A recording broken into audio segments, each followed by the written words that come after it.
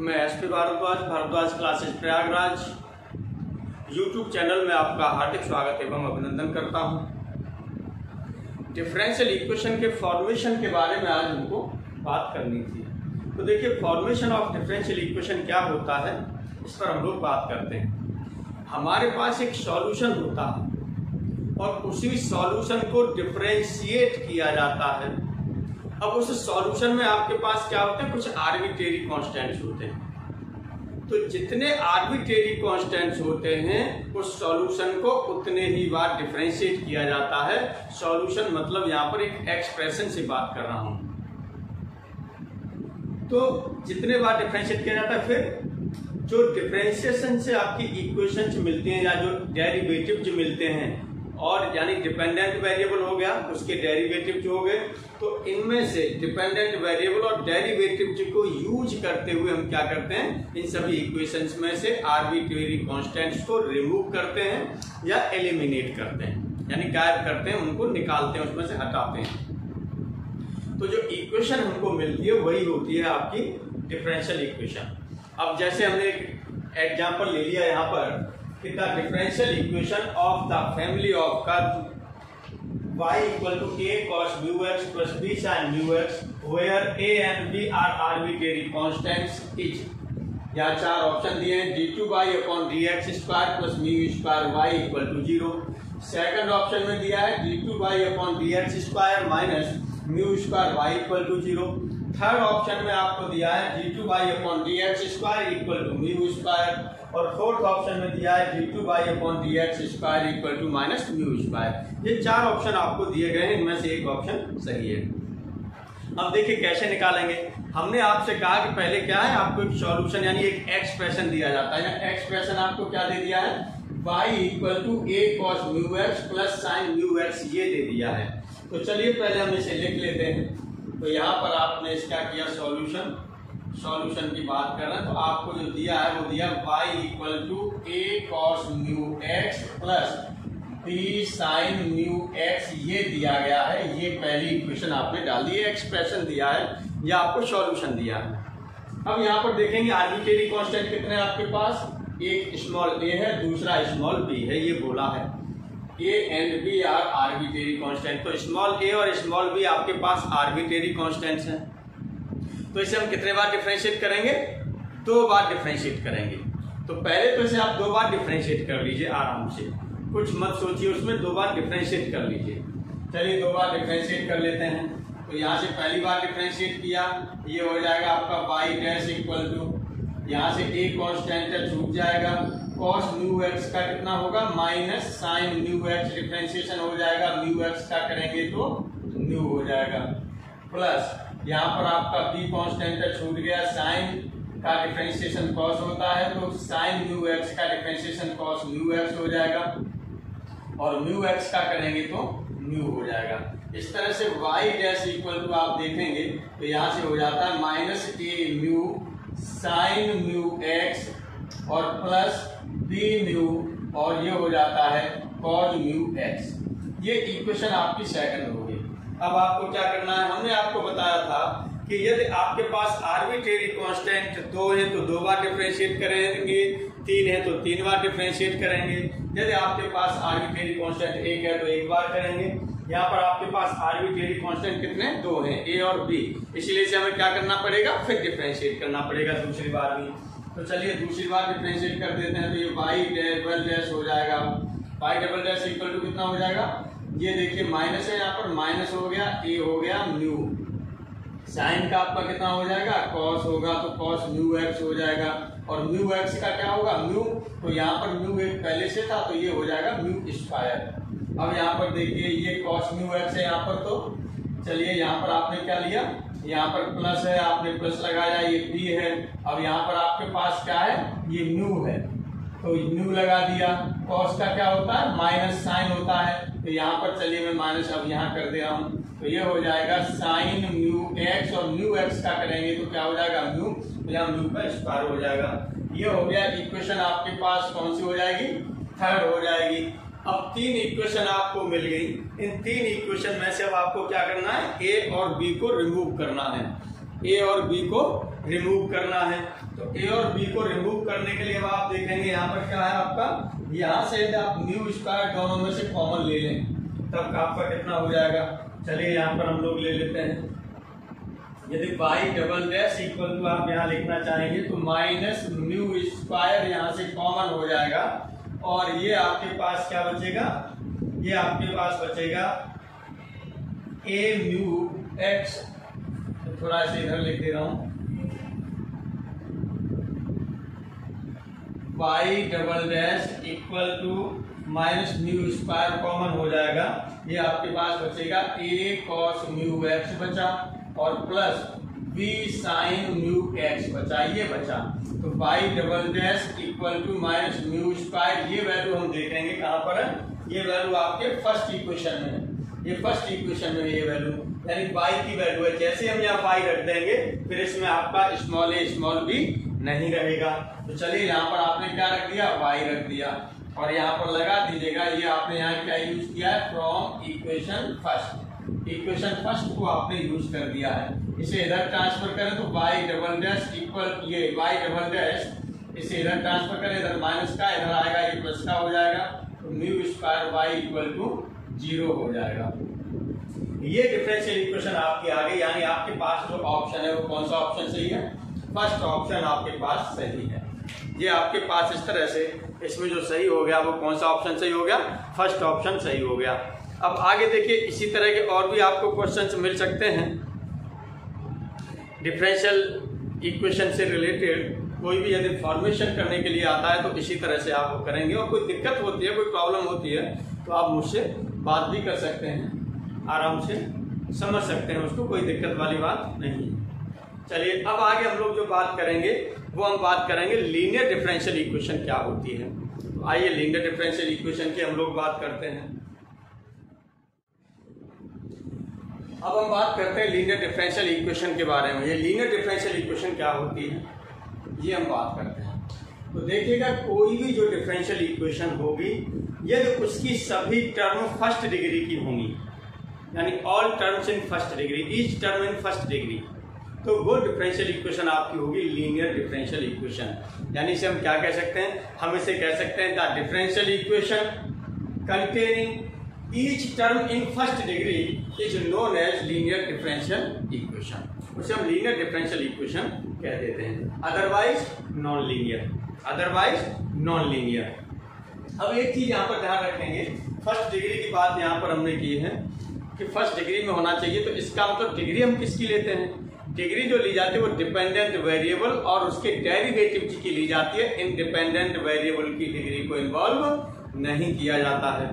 Dependent variable और उसके derivative, इनकी डिग्री आप देखेंगे, इनकी पावर्स देखेंगे।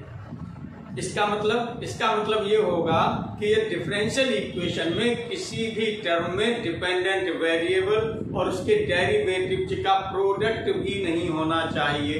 प्रोडक्ट मतलब मल्टीप्लिकेशन भी नहीं होना चाहिए। यदि मल्टीप्लिकेशन होगा तो फिर वो सेकंड डिग्री की टर्म हो जाएगी, या और जो होगी यानी मोर देन 1 डिग्री की टर्म हो जाएगी। ये चीज आप ध्यान रखेंगे। तो चलिए इसी पर हम लोग बात करते हैं। एग्जाम्पल यदि लेना चाहें तो हम लोग ले लेते हैं। फॉर एग्जाम्पल के लिए आपने ले लिया, जैसे फॉर एग्जाम्पल आपने ले लिया, फॉर एग्जाम्पल आपने क्या ले लिया, हमने ले लिया dy upon dx plus 3y equal to e की power x। dy upon dx plus 3y equal to e to the power x। अब देखेंगे ये कैसी है। यदि हम यहाँ पर ये देखते हैं कि जब ये है इसकी पावर 1 है, यहाँ पर इसकी भी पावर 1 है, ये भी पावर 1, ये भी पावर 1, तो टर्म कैसी हो रही है, 1 पावर में हो रही है। 1 पावर में हो रही है तो कैसी हो जाएगी, ये लीनियर। कैसी हो जाएगी, लीनियर हो जाएगी। चलिए लीनियर डिफरेंशियल इक्वेशन या LDE आपने लिख दिया। इसी तरह से अगला एग्जाम्पल हम लोग फिर ले लेते हैं। ये हमने ले लिया कि यहाँ पर आपने ये साइन x ले लिया, साइन x ले लिया। अब इसका सेकंड डेरिवेटिव ले लेते हैं। चलिए d2y अपॉन dx स्क्वायर ले लिया। अब क्या करें, यहाँ पर प्लस हमने ले लिया x dy अपॉन dx ले लिया। dy अपॉन dx ले लिया plus 2y equal to 0, plus 2y equal to 0। ये हमने डिफरेंशियल इक्वेशन ले ली। यदि ये हमने डिफरेंशियल इक्वेशन ले ली तो अब यहाँ पर हमारे देख रहे हैं कि ये यहाँ पर देखेंगे डेरिवेटिव, डिपेंडेंट वेरिएबल और डेरिवेटिव। ये देखिएगा डिपेंडेंट वेरिएबल कितना क्या है आपका y है, तो y की पावर यहाँ पर 1 है, इसके डेरिवेटिव इसकी भी पावर यहाँ 1 है, इसकी भी पावर आपकी 1 है। हमने कहा डिपेंडेंट वेरिएबल और उसके डेरिवेटिव की ही पावर आप देखेंगे। ठीक, तो आपने देखा सभी की पावर कितनी हो रही है, यहाँ पर 1 1 हो रही है। तो कैसी हो जाएगी ये लीनियर डिफरेंशियल इक्वेशन हो जाएगी, यानी LDE हो जाएगी, ये लीनियर डिफरेंशियल इक्वेशन हो गई। और भी एग्जांपल हम यहाँ से लेना चाहे फॉर एग्जांपल ले सकते हैं। चलिए ये आपने ले लिया d2y अपॉन dx स्क्वायर ले लिया, प्लस 3dy अपॉन dx ले लिया, प्लस 3dy अपॉन dx ले लिया, माइनस 4y इक्वल टू 0 ले लिया। ये भी आपकी क्या हो जाएगी, ये भी आपकी लीनियर डिफरेंशियल इक्वेशन होगी। क्यों, पावर 1 और पावर 1 सभी की डिग्री क्या है, 1 में है। अब एक एग्जांपल हम ले लेते हैं आपसे कि सपोज कर लीजिएगा कि हमने एग्जांपल ले लिया इस तरह से, ये d2y अपॉन dx स्क्वायर की पावर 3 ले ली हमने, plus dy upon dx equal to 0 ले लिया। अब यहाँ पर देखेंगे इसकी पावर तो 1 है, लेकिन यहाँ पर इसकी पावर कितनी है, 3 है। अब प्रत्येक टर्म क्या होनी चाहिए, लीनियर डिफरेंशियल इक्वेशन होने के लिए प्रत्येक टर्म 1 पावर में होनी चाहिए, यानी 1 डिग्री की होनी चाहिए।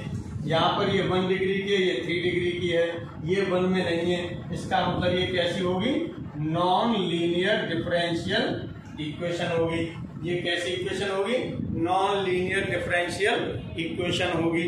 चलिए अब हम लोग और आगे इसमें जैसे बात करते हैं, जिसे हम क्या करते हैं जनरल लीनियर डिफरेंशियल इक्वेशन के फॉर्म में लिखें, या एक नॉन लीनियर का एग्जांपल और हम लोग ले लेते हैं। जैसे हमने ये ले लिया यहाँ से कि d2y अपॉन dx स्क्वायर लिया, प्लस ये आपने ले लिया dy dx into Y equal to e to the power x ले लिया। अब यहाँ पर देखेंगे कि जो ये टर्म है इसकी भी पावर 1 है और इसकी भी पावर 1 है, यहाँ पर इसकी भी पावर 1 है। ये टर्म फर्स्ट डिग्री की हो गई, 1 है पावर, लेकिन इस टर्म की जो पावर आप देख रहे हैं वो कितनी है, 1 ये हो गई, 1 ये हो गई, कितनी हो गई, 2 पावर हो गई। 1 1 2 होता है, 2 पावर हो गई।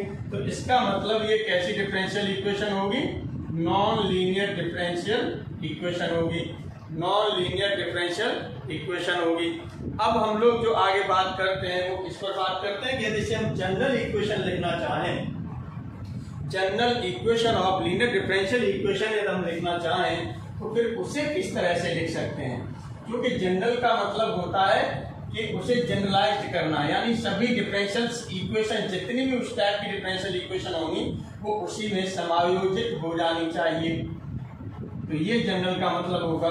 चलिए हम यहाँ पर बात करते हैं जनरल डिफरेंशियल इक्वेशन, ये जनरल लीनियर डिफरेंशियल इक्वेशन के बारे में बात करते हैं।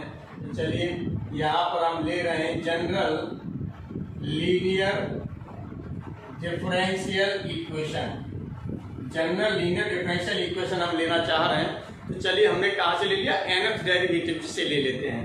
तो यहाँ पर हमने ले लिया, ये हो जाएगा आपका an dny अपॉन dxn हो गया, plus an minus 1 dn minus 1y upon dxn minus 1 हो गया, plus and so on, plus ये ले लिया a2 d2y upon dx square, plus a1 dy upon dx, plus a0 y equal to 0 और function of x। इस form में differential equation आपकी होगी, तो ये क्या होगी, जनरल डिफरेंशियल इक्वेशन आपकी कहलाई जाएगी, linear differential, general linear differential equation.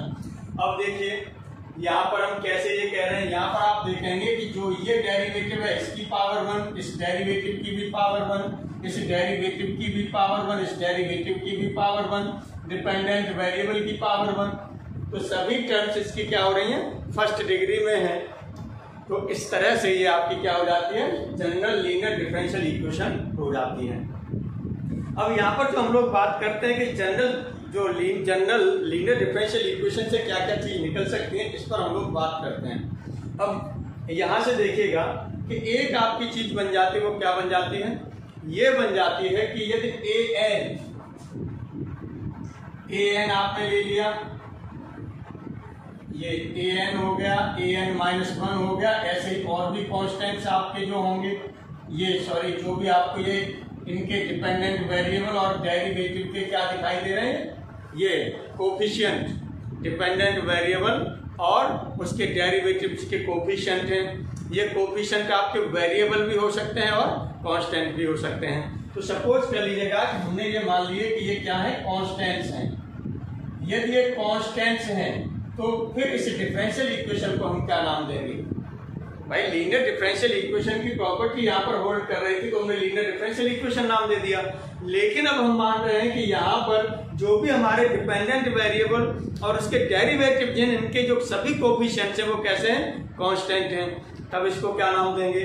तो ध्यान दीजिएगा, इसको नाम देंगे linear differential equation, linear differential equation with constant coefficient, with constant coefficient, ये नाम देंगे इनको। और इसका पूरा एक चैप्टर है आपका डिफरेंशियल इक्वेशन में जो चलता है। ठीक, अब यहाँ पर क्या होता है, हो सकता है कि वेरिएबल हो, भाई ये an-1, a2, a1, a0, कम से कम इसमें एटलीस्ट 1 ऐसा हो जो वेरिएबल हो, तब आप इसको क्या नाम देंगे? तो ये भी हम लोग बात कर लेते हैं। चलिए, यदि ये an आपने ले लिया, an-1 और a2 और ये आपने a1 और a0, यदि किस तरह से है, ये हमने ले लिया वेरिएबल हैं। यानी वेरिएबल होंगे तो वेरिएबल किसके फॉर्म में होंगे? सीधी सी बात है, इंडिपेंडेंट वेरिएबल के फॉर्म में होंगे। sin x हो गया, cos x हो गया, x² हो गया, e की पावर x यूज में आ गया, है ना, या 1/x हो गया, log x हो गया, उस तरह से इनकी वैल्यू होगी। जब ये वेरिएबल होंगे ये, तब इसका क्या नाम हो जाएगा? है ये लीनियर डिफरेंशियल इक्वेशन ही। अब लीनियर डिफरेंशियल इक्वेशन है और इसके कोफिशिएंट कैसे हो जाएंगे? वेरिएबल हो जाएंगे। तो इस केस में इसका क्या नाम दिया जाएगा? Linear differential equation with variable coefficient.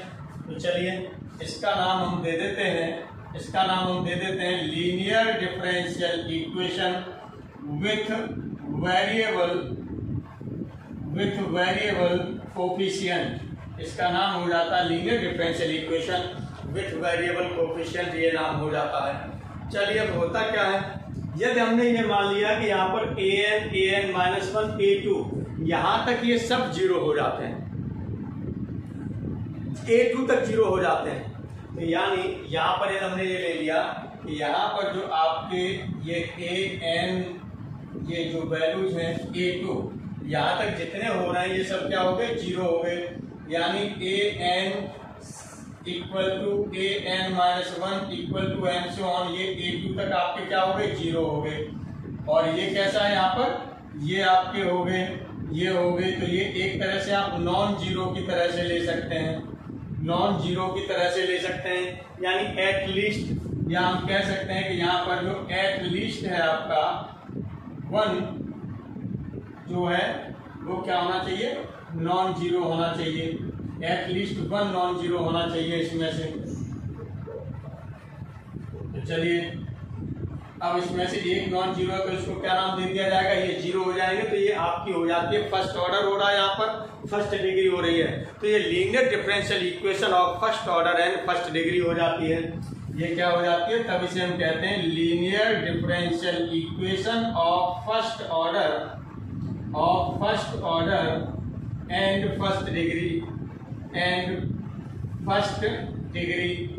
ये हो जाती है।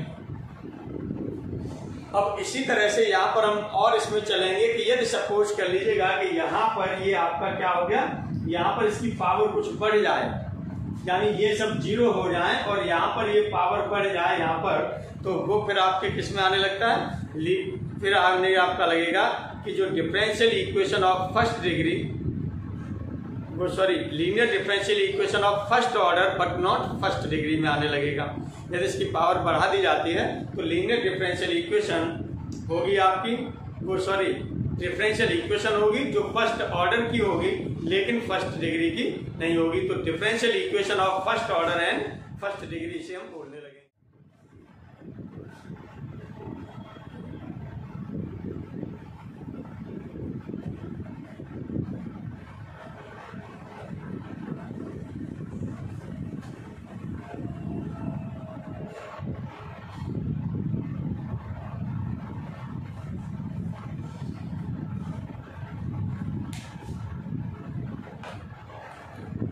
देखिए, यदि आराम से आप क्लास में बैठ के आराम से उसको देखते हैं, है ना, वीडियोस को आराम से देखते हैं, तो आपकी सभी शंकाएं आराम से समाधान हो जाएंगी।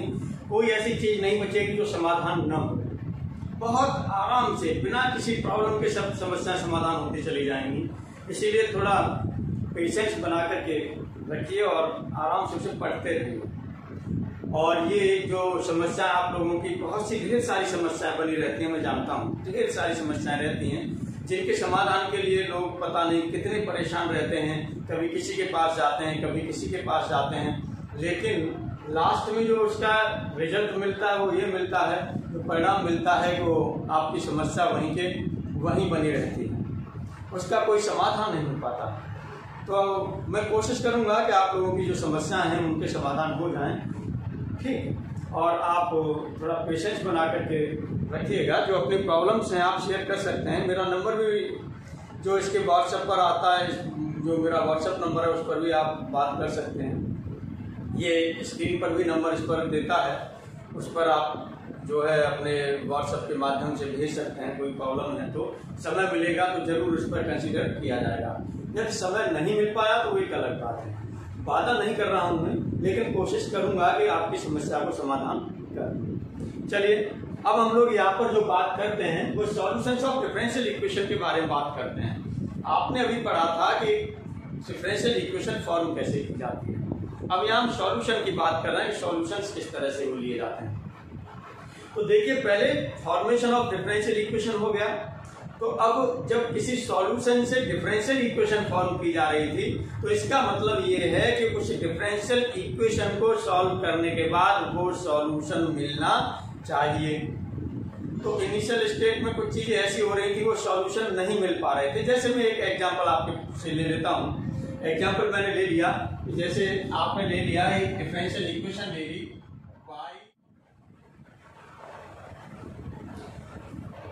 अब हम लोग जो बात करेंगे वो सॉल्यूशंस ऑफ डिफरेंशियल इक्वेशंस के बारे में बात करेंगे। कि सॉल्यूशंस ऑफ डिफरेंशियल इक्वेशन क्या होते हैं। देखिए, आपने कोई डिफरेंशियल इक्वेशन जो प्राप्त की थी वो किससे प्राप्त की थी? आपने सॉल्यूशन को डिफरेंशिएट करके। अब यहां पर हमें क्या करना है? डिफरेंशियल इक्वेशन से सॉल्यूशन आपको ऑब्टेन करना है, यानी प्राप्त करना है। तो उसे प्राप्त करने के लिए क्या किया जाता है? हमने आपको बता रहे थे कि इनिशियल स्टेट में होता क्या है कि जो डिफरेंशियल इक्वेशंस आपको मिली, डिफरेंशियल इक्वेशंस को सेटिस्फाई करा के एक एक फंक्शन के साथ, एक एक एक्सप्रेशन के साथ सेटिस्फाई करा के उसको देखा जा रहा था कि ये इसका सॉल्यूशन है या नहीं है। इस तरह से उसे किया जा रहा था, यानी उसकी कोई अभी आपके पास ऐसी मेथड नहीं था, यानी साइंस जो भी मैथमेटिशियन थे उनके पास ऐसा मेथड नहीं था जिससे कि वो डायरेक्ट उसके सॉल्यूशन को प्राप्त कर सके। तो क्या था यहाँ पर, उस पर हम लोग बात करते हैं। हाँ, तो देखिए, एक्चुअली जितना आपका कॉन्सेप्ट स्ट्रांग होगा, ये ध्यान रखिएगा, जितना आपका कॉन्सेप्ट स्ट्रांग होगा उतना ही आप जो है मजबूती से खड़े रहेंगे। आपको भूलने का भी वो नहीं होगा। नहीं, जितने बार आप एक रटे हुए पैटर्न पर चलते जाएंगे तो वो हमेशा माइंड में नहीं रहता, भूल जाते हैं। रटंत विद्या फलंत नहीं। इसीलिए हमेशा प्रयास करिएगा, किसी भी चीज को, कॉन्सेप्ट को समझने का प्रयास करिए। ये चीज कहाँ से आई, कैसे आई, क्या इसमें हुआ होगा। जब इस तरह के आपके अंदर चीजें आएंगी तो कॉन्सेप्ट है वो अपने आप डेवलप होना शुरू हो जाएंगी। आपकी जो स्थिति जो चिंतनी है, यानी चिंतन करना, उस पर आप अपने आप शुरू हो जाएंगे। तो यही चीज आपको ध्यान रखनी है। मेरी कोशिश रहेगी कि मैं आपको बेटर से बेटर चीजें दे सकूं। कोशिश करूंगा कि अच्छी से अच्छी चीज आपके सामने लाऊं और विश्वास भी दिलाता हूं कि मैं आपको सेटिस्फाई करने का पूरा प्रयास करूंगा। बस आप एक विश्वास बनाए रखिए और आराम से अपनी पढ़ाई करते रहिए। जो कि आपके सिलेक्शन में या आपके लाइफ को उज्जवल करे, यानी फ्यूचर को ब्राइट करे, फ्यूचर ब्राइट करे। चलिए हम यहाँ पर सॉल्यूशंस ऑफ डिफरेंशियल इक्वेशंस की बात कर रहे हैं। हमने कहा कि ये आपके पास कोई डिफरेंशियल इक्वेशन है y double dash plus y equal to 0, ये थी मान लीजिए। अब इसके सॉल्यूशन ढूंढना शुरू हो गए, सॉल्यूशन आपके क्या हो गए, इससे सॉल्यूशन ढूंढना शुरू हो गए। तो पहले सपोज कर लीजिएगा कि यहाँ पर पुट करके देखा, मैंने कहा पहले क्या किया जा रहा था, सॉल्यूशंस को यानी कोई एक्सप्रेशन ले लिए, एक्सप्रेशन से सेटिस्फाई करके दिखाया जा रहा था, यानी कोई सॉल्यूशन ले लिया उसे सेटिस्फाई करके इसको देख रहे हैं। तो चलिए एक्सप्रेशन हमने यहाँ पर पहले ले लिया, पुट करके देखा यहाँ y इक्वल टू एक्स की power n, y equal to x की पावर n लेते हैं। अब चूंकि यहाँ पर प्लस है तो चलिए हम यहाँ पर x टू दी पावर क्या ले लें, माइनस n ले लें। तो यहाँ पर आपका कितना हो जाएगा, यदि यहाँ से हम y डबल डैश ये y डैश निकालेंगे तो ये हो जाएगा माइनस n होगा और x टू दी पावर हो जाएगा माइनस n माइनस 1। इसी तरह से और आगे करेंगे तो y double dash equal to कितना हो जाएगा, ये होगा यहाँ से आपका माइनस n है तो ये माइनस ये हो जाएगा, ये भी यहाँ से आएगा माइनस माइनस प्लस हो जाएगा, तो ये होगा आपका n माइनस 1 और ये होगा x की पावर माइनस n माइनस 2, ये हो जाएगा। अब यहाँ पर इनको हम सेटिस्फाई कराएं, यानी इन वैल्यूज को उठा के इसमें रख के देखें तो क्या ये लेफ्ट हैंड साइड आपकी 0 आएगी, नहीं आएगी, नहीं आएगी। तो इसका मतलब ये है कि जो हमने ये माना था ये क्या हो गया, रॉन्ग हो गया, इसे हम नहीं मान सकते, यानी ये हमारा एक सॉल्यूशन नहीं है। इसी तरह से e की पावर x लगा के देखा, चलिए यहाँ पर हम फिर पुट करके देख लेते हैं। पुट करके देखा कि e की पावर यहाँ पर x लगाएंगे तो नेगेटिव नहीं आएगा, इसलिए माइनस x हमने y पुट कर लिया। अब यहाँ से हम y डैश की वैल्यू देखेंगे तो ये हो जाएगा माइनस e की power minus x, y double dash की वैल्यू लेंगे तो e की पावर माइनस x। अब देखिए y double dash plus y क्या आपका 0 होगा, नहीं होगा, क्योंकि ये 2e की पावर माइनस x हो जाएगा। जोड़ के देख लीजिए, यहाँ पर आपने लेफ्ट हैंड साइड ले ली, लेफ्ट हैंड साइड में आपने क्या किया, y डबल डैश था, y डबल डैश की वैल्यू e की पावर माइनस x लगाई, फिर प्लस है प्लस लगाया, y की value e to the power minus x है। इस तरह से 2e to the power minus x हो गया और ये नहीं है इक्वल टू आपका 0, नहीं है इक्वल टू 0, तो ये भी सेटिस्फाई नहीं किया। इसी तरह से ढेरों सारे सॉल्यूशंस इस पर ट्राई किए गए, लेकिन वो सॉल्यूशन या वो एक्सप्रेशन इसको सेटिस्फाई नहीं कर सके। यानी एक तरह से देखिएगा जैसे कि एक निराशा आ रही थी कि इसका सॉल्यूशन मिलेगा भी कि नहीं मिलेगा, तरह तरह की निराशाएं आ रही थी। लेकिन होता क्या है, होता ये है कि किसी के माइंड में एक बात आई कि लाइए मैं ट्रिगोनोमेट्रिकल फंक्शन भी अब देख लेता हूँ, क्या उस पर भी सेटिस्फाई करेगा कि नहीं करेगा। तो उसने ट्रिगोनोमेट्रिकल फंक्शन मान लीजिए पहले tan ले लिया, तो tan उसने लगाया, tan पर नहीं सेटिस्फाई किया, फिर उसने क्या किया, sin पर लगाया, यानी y equal to sine x उसने पुट कर दिया। चलिए पुट उसने कर दिया y equal to sine x put कर दिया, this implies y dash equal to क्या हो जाएगा, cos x हो जाएगा। This implies y double dash equal to कितना हो जाएगा, माइनस साइन एक्स हो जाएगा, क्योंकि cos x का डिफरेंशिएशन माइनस साइन एक्स होता है। ये आपने रख दिया। अब यहाँ से इस वैल्यू को रखा जाए यहाँ पर तो आपका क्या हो जाता है, y डबल डैश की जगह आपने क्या रखा, यानी लेफ्ट हैंड साइड आपने ले ली और लेफ्ट हैंड साइड में आपने क्या रखा, y डबल डैश की जगह पर आपका माइनस साइन एक्स हो गया प्लस और y की जगह पर आपका ये साइन एक्स हो गया, इक्वल टू क्या हो गया, 0। यही आपकी क्या है, राइट हैंड साइड है। इसका मतलब ये है कि y equal to sine x इसका एक सॉल्यूशन है, y equal to sine x इसका एक सॉल्यूशन है। ठीक किसी एक व्यक्ति ने देखा, मान लीजिए दूसरे मैथमेटिशियन ने क्या किया, y equal to sine x के बाद में उसने 2 साइन एक्स लगा दिया। यदि y equal to 2 sine x लगाया, यहाँ पर y equal to 2 sine x लगाया तो ये भी क्या कर गया, ये भी सेटिस्फाई कर दिया, ये भी सेटिस्फाई कर दिया। y equal to and so on और भी सेट लगाते चले गए, है ना, y equal to 3 sine x लगाया, y equal to 100 sine x लगाया, इस तरह से लगाते चले गए और सॉल्यूशन उसे ये जो थे ये सॉल्यूशन क्या करते चले गए, सेटिस्फाई करते चले गए।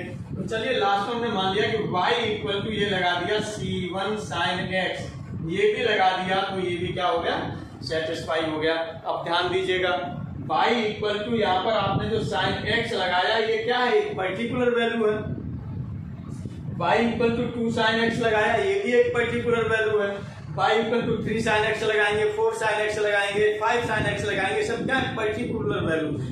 जैसे y equal to C1 sine x लगाया तो C1 आपका क्या है, यहाँ आर्बिट्रेरी कांस्टेंट है जो भी आप चेंज करते रहते हैं। तो एक तरह से ये आपने क्या कर दिया, यहाँ पर जनरलाइज करने लगे, यानी इसमें सभी सॉल्यूशन समायोजित होने लगे इस तरह से। लेकिन होता क्या है इधर ध्यान दीजिएगा, इसके लिए तो ये जनरलाइज हो जाएगा साइन x के लिए, लेकिन क्या ये पूरा इसके लिए सॉल्यूशन है?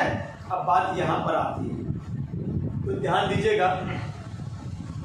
आगे चल के क्या हुआ, आगे चल के ये हुआ कि y इक्वल टू, फिर लोगों ने cos पर आजमाया उसे, y इक्वल टू cos पर आजमाया तो y equal to cos s रख, ये y equal to cos x रखा तो ये भी सेटिस्फाई कर गया।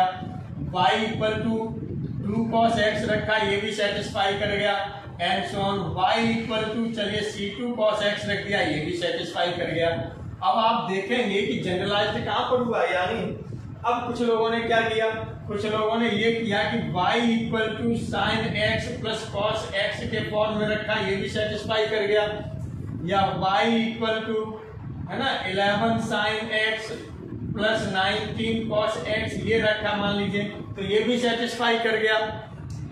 फिर किसी ने क्या किया, उसने कहा कि इसका ये जनरलाइज ये आ रहा था, इसका ये आ रहा था, तो ये जब इन दोनों को रख दें तो y equal to c1 sine x plus c2 cos x रखा ये भी डिफरेंशियल इक्वेशन को क्या कर गया, सेटिस्फाई कर गया। तो इस तरह से हम देख रहे हैं, इसके सॉल्यूशंस की बात कर रहे हैं। यहाँ पर देखेंगे ये क्या है, ये विशेष सॉल्यूशन है ये, और इस सॉल्यूशन में आकर के ये जैसे y equal to sine x, y equal to 2 sine x, यानी ये क्या है, ये आपका ये पर्टिकुलर सॉल्यूशन, पर्टिकुलर सॉल्यूशन, ये भी particular solution, particular solution, particular solution, particular solution, particular solution, particular solution. लेकिन इस सॉल्यूशन में जितने भी पर्टिकुलर सॉल्यूशन थे तब सभी समा जा रहे हैं, यानी सभी का इन्वॉल्वेशन इसमें है। इस y equal to c1 sin x plus c2 cos x में, यहाँ पर c1 c2 दोनों आर्बिट्रेरी कांस्टेंट्स हैं। तो इस तरह से इसे कहा जाता है जनरल सॉल्यूशन, ये कहा जाता है जनरल सॉल्यूशन। तो पर्टिकुलर सॉल्यूशन क्या होता है, कोई एक एक्सप्रेशन होता है जो डिफरेंशियल इक्वेशन को सेटिस्फाई करता है। An expression satisfies a differential equation is known as particular solution. लेकिन जनरल सॉल्यूशन की जब हम बात करते हैं तो जनरल सॉल्यूशन क्या होता है, the collection of all particular solutions, जितने भी पर्टिकुलर सॉल्यूशंस हैं उनका हम क्या ले लेते हैं, कलेक्शन ले लेते हैं, तो उसे कहा जाता है जनरल सॉल्यूशन। तो इस तरह से पर्टिकुलर सॉल्यूशन पर यदि आप लिखना चाहें तो लिख लीजिएगा, an expression satisfies a given differential equation is known as particular solution of that differential equation. इस तरह से अब यहां पर हम लोग जो बात करते हैं, ये चीज आप लोग ध्यान रखिएगा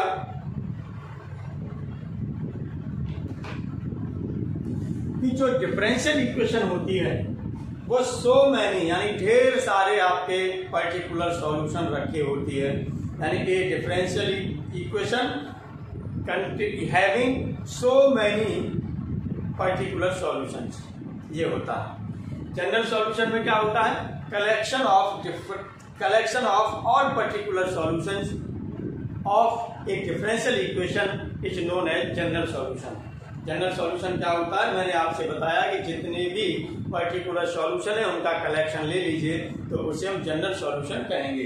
जैसे जितने भी पर्टिकुलर सॉल्यूशन हैं इसके, उन सब इसमें समायोजित है। y equal to c1 sin x plus c2 cos x, ये c1 c2 आर्बिट्रेरी कांस्टेंट है, इसकी वैल्यू आप 11 मान लीजिए, इसकी 19 मान लीजिए, तो ये इक्वेशन मिल जाएगी।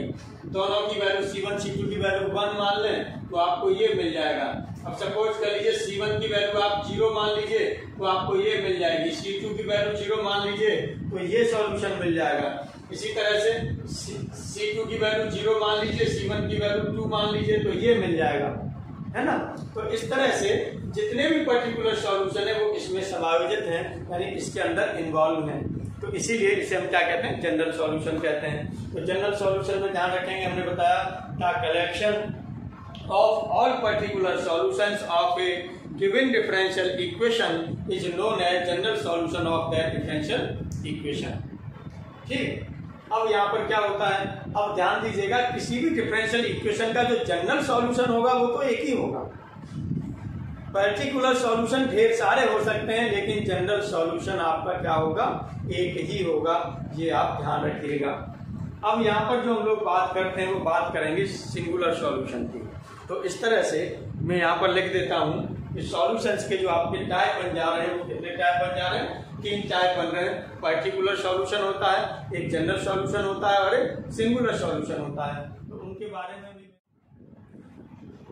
अब यहाँ पर हम सॉल्यूशंस की बात करें। सॉल्यूशन आपके 3 टाइप्स के होते हैं, जो यहाँ पर आप ले रहे थे सॉल्यूशंस ऑफ डिफरेंशियल इक्वेशन, इसकी हम बात कर रहे थे। ये आपके 3 तरह के होते हैं। 3 तरह के कौन कौन से, एक होता है आपका पर्टिकुलर सॉल्यूशन, एक होता है पर्टिकुलर सॉल्यूशन, दूसरा आपके पास होता है जनरल सॉल्यूशन, और जो तीसरा होता है ये होता है आपके पास सिंगुलर सॉल्यूशन। तीसरा जो होता है आपके पास ये होता है सिंगुलर सॉल्यूशन। तो ये क्या होता है, इसमें हमने बताया था कि ये आपके पास कोई एक्सप्रेशन होता है। तो ये क्या होता है, एन एक्सप्रेशन जो सेटिस्फाई करता है डिफरेंशियल इक्वेशन को। ये आपका क्या होता है, एन एक्सप्रेशन होता है, यानी कोई एक्सप्रेशन होता है जो आपका क्या करता है, डिफरेंशियल इक्वेशन को सेटिस्फाई करता है। जनरल सॉल्यूशन में मैंने क्या बताया, कलेक्शन, ये कलेक्शन है आपका, collection of all particular solutions, और पर्टिकुलर सॉल्यूशंस, सभी पर्टिकुलर सॉल्यूशन का कलेक्शन है, वो आपका क्या है, ये जनरल सॉल्यूशन है। अब सिंगुलर सॉल्यूशन क्या होता है, ये सिंगुलर सॉल्यूशन न तो पर्टिकुलर सॉल्यूशन होता है और न ही आपका जनरल सॉल्यूशन होता है। तो इसका मतलब neither particular solution, neither particular solution, ये पार्टिकुलर सॉल्यूशन भी नहीं है, particular solution, nor general solution, nor general solution, यानी न तो ये पर्टिकुलर सॉल्यूशन होता है और न ही ये जनरल सॉल्यूशन होता है। अब बात ये आती है कि जब ये पर्टिकुलर सॉल्यूशन भी नहीं है और जनरल सॉल्यूशन भी नहीं है तो फिर ये कौन सा सॉल्यूशन है, अब ये बात आती है। तो देखिए, इसके बारे में जो हम लोग आपसे बात करेंगे, ये करेंगे जब इक्वेशन जो है ऑफ उसमें लेंगे, फर्स्ट ऑर्डर में लेंगे, लेकिन फर्स्ट डिग्री में नहीं होगा, तब इस पर हम लोग बात करेंगे। वहाँ पर सेकंड ऑर्डर भी आपका यूज हो सकता है, यानी equation of first order but not first degree के बाद में इसकी शुरुआत होगी सिंगुलर सॉल्यूशन की। जब वो पढ़ाएंगे वहाँ पर तब आपको बताएंगे कि क्या होता है ये सिंगुलर सॉल्यूशन। ये देखेंगे कि हाँ ये भी एक सॉल्यूशन है। यहाँ पर अक्सर स्टूडेंट कंफ्यूज रहते हैं सिंगुलर सॉल्यूशन पर, यार ये कैसा सॉल्यूशन है, ना तो इसमें जो है पर्टिकुलर सॉल्यूशन है न जनरल सॉल्यूशन है, पर कैसा सॉल्यूशन है। तो वहाँ पर जब हम पढ़ाएंगे तो आपको बात करेंगे और बड़ा एकदम क्लियरली आपको दिखाई देगा कि हाँ ये एक सॉल्यूशन है, वो आप परेशान। अब हम आप लोगों से बात करेंगे linearly dependent and linearly independent solutions के बारे में। अब देखिएगा, यहाँ पर हमने जनरल लीनियर डिफरेंशियल इक्वेशन हमने ले ली। जनरल लीनियर डिफरेंशियल इक्वेशन है आपकी, वो आपने क्या लिखा था, AN/TN/y/dxn। चलिए यहाँ पर हम इक्वेशन लिख लेते हैं, general linear differential equation. General linear differential equation जो आपने लिखी थी वो आपने क्या लिखा था, आपने लिखा था ये AN/TN/y/txn,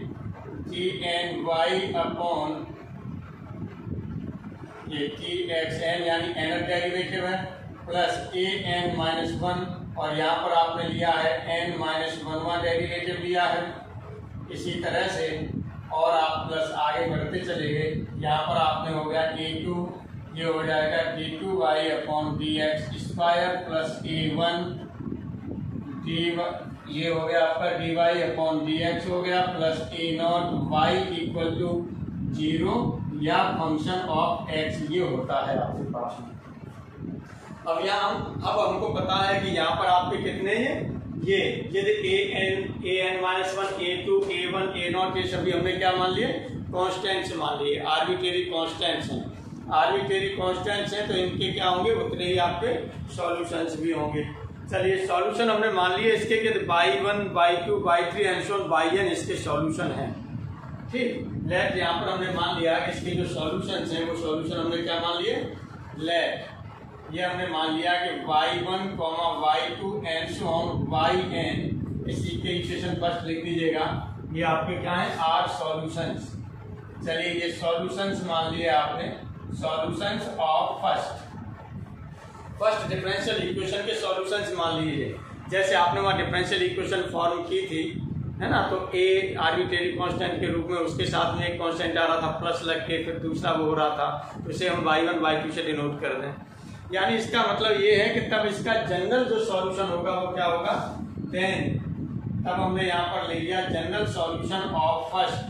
तो general solution of first y equal to आपका हो जाएगा c1 y1 plus c2 y2 plus and so on, और ये हो जाएगा आपका cn yn। लेकिन हमें लेना क्या है, लीनियरली डिपेंडेंट और लीनियरली इंडिपेंडेंट के बारे में बात करनी है। यानी हम लीनियरली डिपेंडेंट और लीनियरली इंडिपेंडेंट के बारे में हमें बताना है कि सॉल्यूशन कैसे हैं। तो लीनियरली डिपेंडेंट और लीनियरली इंडिपेंडेंट के लिए क्या होना चाहिए, जो ये वैल्यू है ये 0 के बराबर होनी चाहिए। लीनियर अलजेब्रा जब आप पढ़ेंगे तो वहां पर ये चीज आपको बताई जाती है। अब यहाँ पर हम क्या करते हैं, यहाँ पर चलिए हम लिख देते हैं फॉर इसके लिए linearly dependent and linearly independent, यानी लीनियरली डिपेंडेंट और लीनियरली इंडिपेंडेंट के लिए क्या चीज होगी इस पर हम लोग बात करते हैं। तो चलिए हमने लिख दिया for Li and Ld, for Ld and Li, यानी linearly dependent and linearly independent के लिए क्या होगा, यहाँ से c1 y1 plus c2 y2 plus and so on plus cn yn equal to आपका होगा 0। अब यहाँ से आपका केस फर्स्ट, यहाँ से दो केस बन जाते हैं। कौन कौन से केस बनते हैं, एक तो देखिएगा c1 c2 c3 and so on cn आपके 0 हो। यदि ये 0 हो जाते हैं तब क्या होगा, if c1 equal to c2 equal to and so on cn equal to आपका 0, यानी इसका मतलब हो गया कि जो ऑल हैं, ऑल सी हैं, ये आपके क्या है, 0 हैं। भाई इसका मतलब आपका हो गया कि जो ऑल सी हैं वो आपके पास क्या है, ये 0 हैं। अब 0 है तो अब आप ध्यान देंगे, अब यहाँ y1 y2 yn इसका कोई रोल इसे 0 करने में नहीं है। इसका मतलब y1 y2 y3 and so on इसका एक दूसरे से कोई संबंध नहीं है। यानी ये क्या है, एक तरह से आप कहिएगा कि डिपेंडेंट, एक दूसरे से इंडिपेंडेंट हैं। यानी ये नहीं है कि दूसरे की वैल्यू कुछ, एक दूसरे की वैल्यू एक दूसरे को क्या कर रही हो, कोलैप्स कर रही हो या इंटरफियर कर रही हो। कोई इंटरफियर नहीं है किसी का। यहाँ पर आप देखेंगे c1 c2 c3 यदि सभी आपके 0 हैं तो निश्चित रूप से y1 y2 y3 yn ये क्या हो जाएंगे, इंडिपेंडेंट हो जाएंगे। तब हम यहाँ पर लिख देते हैं देन जो सॉल्यूशंस हैं आपके पास, solutions y1, y2 and so on yn are, ये हो जाते हैं आपके लीनियरली इंडिपेंडेंट। लीनियरली इंडिपेंडेंट होते हैं। केस सेकंड में हम बात करते हैं। केस सेकंड में क्या है, इफ हमने ले लिया कि c1 not equal to 0, c2 not equal to 0 and so on cn not equal to 0, यानी ये 0 नहीं है। या हम यहाँ पर ये भी हो सकता है, और या ये भी हो सकता है कि एट लीस्ट, कम से कम at least 1 c is not 0, यानी कम से कम एक c ऐसा होगा जो 0 न हो। जब एक c ऐसा होगा इसमें से 0 न हो तो इसका मतलब यहाँ पर 0 बनाने के लिए उनके सॉल्यूशंस की एक दूसरे के साथ इस तरह से ट्यूनिंग होगी कि वो 0 करें। भाई जब इसके जो कॉन्स्टेंट्स हैं यानी जो कोफिशिएंट हैं ये 0 नहीं है तो निश्चित रूप से क्या होगा, फिर इन सॉल्यूशंस की इस तरह की ट्यूनिंग होनी चाहिए कि फाइनल रिजल्ट ये क्या करें, 0 करें। इसका मतलब क्या है, ये एक दूसरे पर कहीं न कहीं से डिपेंड होंगे। तो इसीलिए इस केस में सॉल्यूशंस को कह दिया जाता है linearly dependent. Then 10 solutions by 1 comma by 2 and so on by n are linearly dependent, ये हो जाता है। और इनकी जो सॉल्यूशंस की लीनियरली डिपेंडेंसी और इंडिपेंडेंसी रॉन्स्कियन से भी देखी जा सकती है, जो कि एक आपका क्या होता है, डिटर्मिनेंट होता है।